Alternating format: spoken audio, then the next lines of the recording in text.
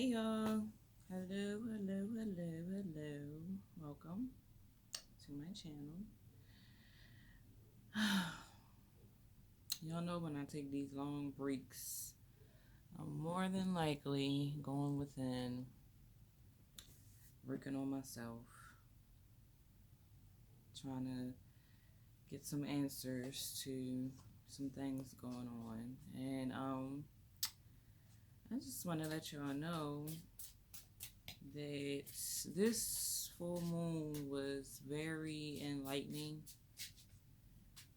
It made me face myself. I'm shuffling cards because I've been pulling cards today, yesterday, um, on the full moon, I think the day before. Um, and this shit really made me look at myself. A series of events led up to this, or a couple days or whatever before the full moon. I was called to watch a couple shows on what was it on? HBO Max. And they both had to do with relationships. One of them was called I May Destroy You, in case y'all interested. One of them is called I May Destroy You, and the other one is called Love Life. And after watching those shows, it really made me look at myself and the part that I played in relationships. And then I had a friend of mine, an old friend of mine, a male friend, that hit me in my inbox. I'm not gonna say his name. He know who he is. And he basically was trying to proposition me. And it's been the same thing with this guy over the years. He I'm trying to find a way to say this tonight. Cause y'all been trying. I've been really learning some things about myself, and he basically throughout this brief conversation, it made me look at myself a little bit differently. Now I know I was being affected by different type of energies that was attaching to me, um, but him contacting me made me see the type of person that I used to be. And the reason that he felt free to contact me is because the type of life that the way that I used to carry myself. And I wasn't always the best person in relationships. I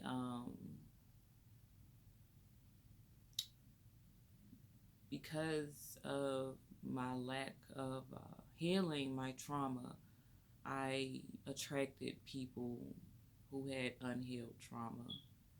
And I didn't know that at the time. I wasn't spiritual. I wasn't going within myself. I was just acting out. I basically went on a rampage. I went on a rampage. And in relationships, sometimes it trickled over into my relationships. I didn't know how to control my emotions. This is definitely somewhat sober me, but also me not identifying with who I was, like who the person I was being in relationships, how dominant I can become, how it's my way or the highway. I can become uncompromising that I've been, but I expected the same. I expected those things from the people I was with at the time. So I was very selfish. I was very, if it's, I didn't understand. I basically went into relationships with the understanding that I couldn't hurt men, that men couldn't be hurt by me because men don't have feelings. Yeah, I was kind of carrying that into my relationships, and it was just basically due to all my unhealed trauma. I basically, I kind of didn't care about how I was affecting men, and what I did. Some of the things I did caused a trickle down reaction. Um,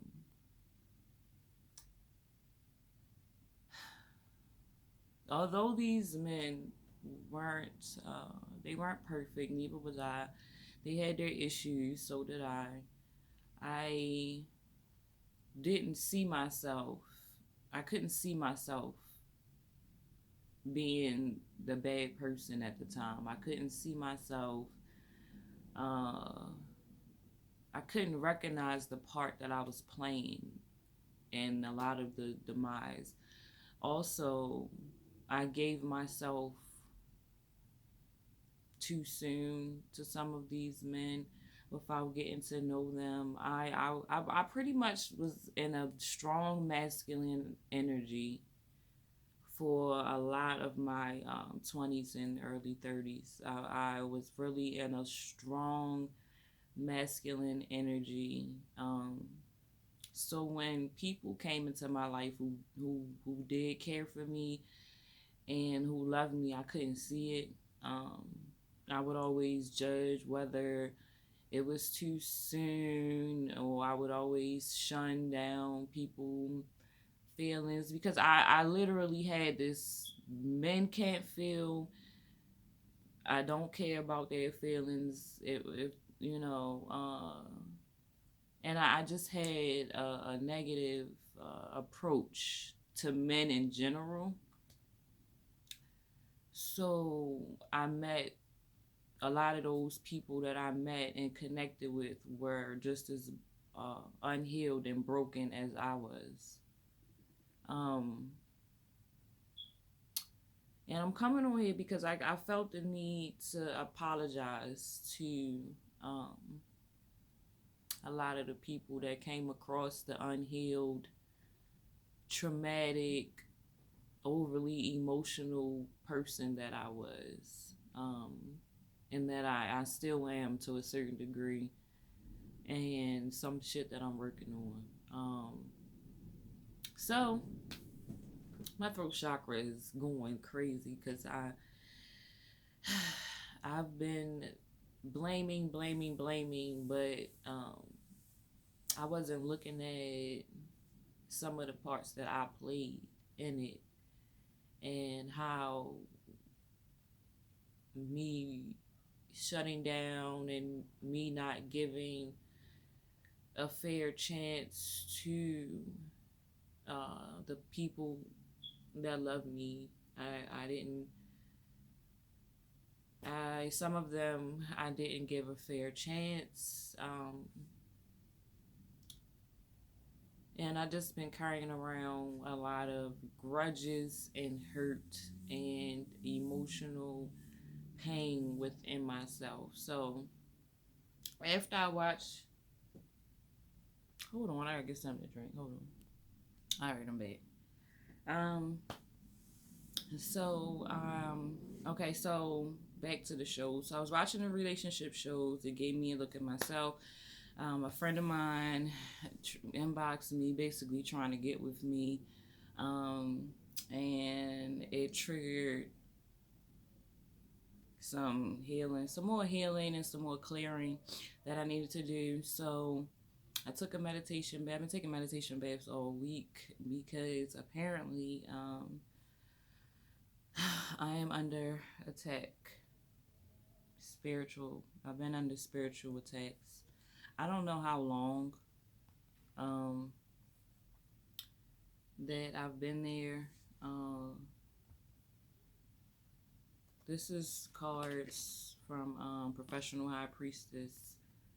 And this is talking about all attacks are spiritual, however, some go above and beyond, attempting to create blockages and delays and are a full out attack to kill and destroy. This means that several mechanisms are being used in multiple parties as well.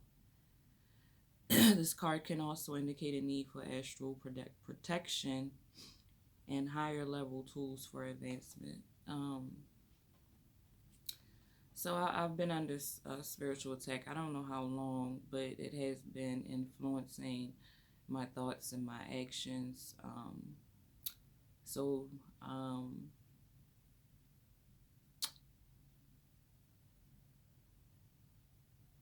when that guy triggered me to the person that I used to be,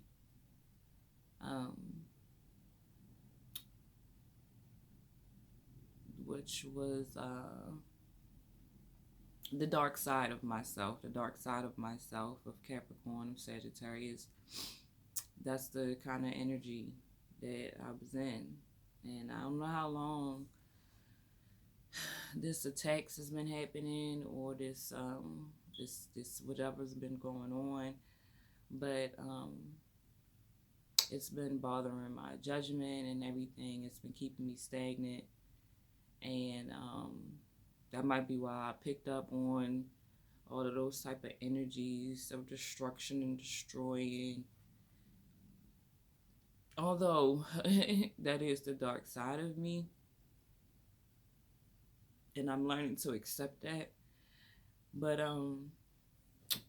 anyway, so the guy triggered me, made me go within. I did the meditation bath, and I've been listening to. I told y'all I'll be listening to tarot because sometimes I can't interpret what, because it's a lot going on. So sometimes I can't interpret, and I pick up messages where I can. And so I was watching a tarot read, and this was a male, and I usually don't watch men tarot readers. This was a white guy. I usually don't watch men readers because I'm just biased. Let's just keep it real. I'm just biased. And I have issues with men, period. But this one, he's been calling out to me, so I watched, and it was called The Miseducation. The title was called The Miseducation of You. And I was listening. I got to about 9 minutes and 28 seconds.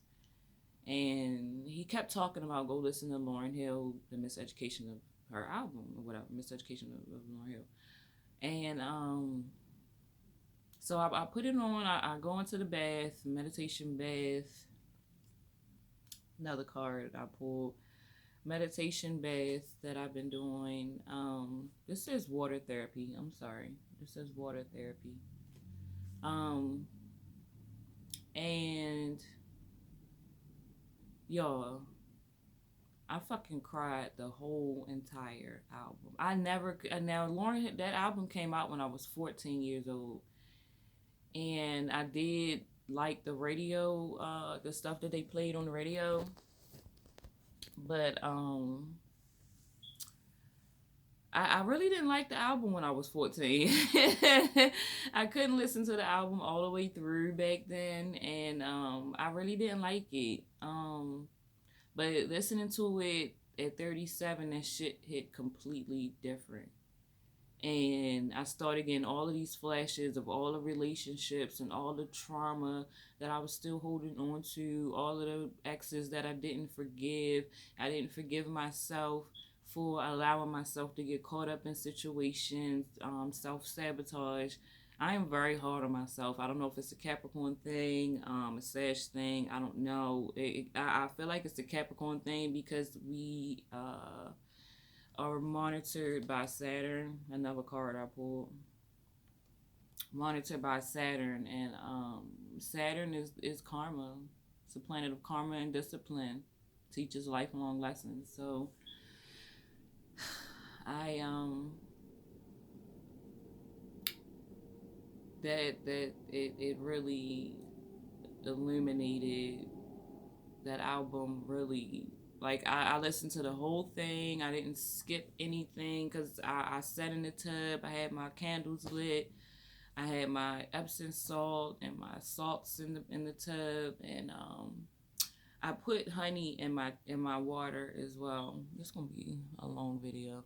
I put water. I put honey in my water as well. And when I'm doing my spiritual baths, when I put the salt in, everything goes in eights. 'Cause eight is my life path. Eight is infinity. Eight is a lot of stuff. Abundance. It's a lot. So I do, when I sprinkle my salt, I put it in the eight motion. And my honey is a squeeze bottle. Um, and when I put it in, I'm squeezing it in eights. So I had all of that going on, listening to the album. I'm crying the entire album. I'm trying not to let my kids hear me because they're in the house while I'm in this bath, but it was hard because the type of crying that I really needed to get out, I couldn't get out. I was holding back. I got out. I cried. Don't get me wrong, I cried, but I got out what I needed to get out, and all of the flashes of the relationships and everything that I saw, it made me look at myself and the part that I played in the breakdown of some of these relationships. Only some, not all, just some. The ones that stood out um, was people who I guess I was seeing I was being faced with the men who really loved me, and I couldn't see it, or circumstances happened, and I just got filled with so much anger that I couldn't see or understand what was right in front of my face at the times. But once again, when you unhealed and you carrying trauma with you, I pulled a card. No, I watched a video or something, yeah, called The Scar, and it was talking about, this is another, I only watch certain tarot readers, like the ones that's, like I told you before, that's not so much focused on love, even though I've been watching them lately, trying to get my heart chakra back in place. Just trying to get it open. So it was called The Scar, and she was talking about carrying this scar from childhood and into every relationship and every facet in your life, and that's what I was doing. So that's what I was attracting. Um, Even the men that had so-called wealth, um, they weren't attracted to, they was attracted to me to fuck. I'm really trying to find a PG way of saying all of this stuff, somewhat PG way of saying all this stuff I'm trying to say, because I put out a lot of hate on my channel. um, I went into the dark side of me, and I stayed there probably a little bit too long. I hurt people along the way, and I had the first person I seen in meditation that I needed to apologize to was my son's father, my oldest son's father. He was one of the flashes that came to me because whatever spiritual warfare I got going on had me seeing things that he was doing that wasn't true. It had me looking at him a certain type of way. Um, it it it, it had me not appreciating him for who he is and what he has done. So I had to apologize for him because the past 5 years he's been a full-time dad. Might be 6 years now. 6 years he's been a full-time dad, and I'm the part-time mom. And he has been doing everything to make sure that my son has a great life, the life that I couldn't provide for him. He's made sure that he has everything he needs. He makes sure that he is secure and everything. And I was telling everyone else how I appreciated that about him, but I wasn't telling him. I was afraid to tell him because he he has used things that I've said to him or done for him in the past. He has used those things against me, and I was fearful that if I told him how great of a dad he was, that it would somehow flip around and turn into a negative outcome. But so he was the first person that I saw. The guy that activated this, I apologize to him for not recognizing what his feelings for me could have been. Um, but because he's involved, I can't. I had to cut him off. Like, I'm not dealing with people who are involved with people. I'm not dealing with married men. I'm not doing that. That's a part of my life. That's in my past, and that's gonna be in a book. So, um, like I said earlier, I wasn't perfect. Um, I apologized to him and just let him know, like, look, I can't do this back and forth thing with you. We've been back and forth for years, over 10 years. Like, I met him in like in the mid two. I met him over 10 years ago, way before my son, probably 15, almost 15 years, and with the back and forth when I'm single, but he's always involved, and I had to cut him off. I can't do that. I'm not in that energy no more, and I'm trying to elevate from the person I used to be. um who else? One of my exes when I was 21. Yeah, I had to go all the way back. One of my exes when I was 21, I unknowingly, because he broke my heart so bad, yo. I mean, god damn, he had a baby on me and everything. Like, right after I had a miscarriage, I was filled with so much anger and hate. When somebody really breaks me, the way that I react is can be really explosive. Like, I've wished death on people.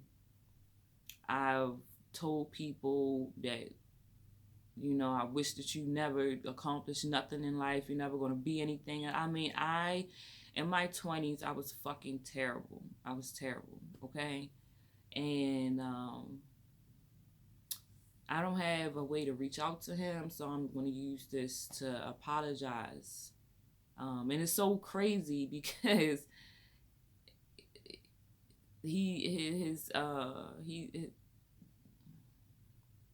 my son and his son are ended up being good friends, like, now.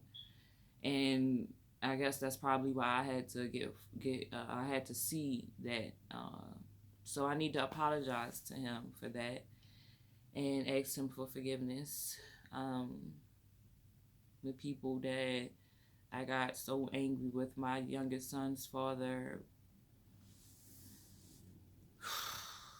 My youngest son's father, who was an addict, that I probably talk about in another video because it's another story. I seen what I seen. I still got myself involved because trauma, desperation, whatever. And that man really showed me he really showed me love. Like, despite all of his issues, he really, there was an equal give and take. He really showed me love. Like, he really had a lot of love for me, and I had a lot of love for him. And I couldn't help him past his addiction. I thought that the love between us would heal this addiction, but it didn't. I'm just checking time because I might break this up into 2 parts, so it won't be long. Yeah, that's what I'm gonna do. So, sorry, 25 minutes. Yeah, so y'all can watch the part 2. and see what else I got to say. I'm gonna be finishing up talking about my son father and the rest of my shit. So, see you in part 2.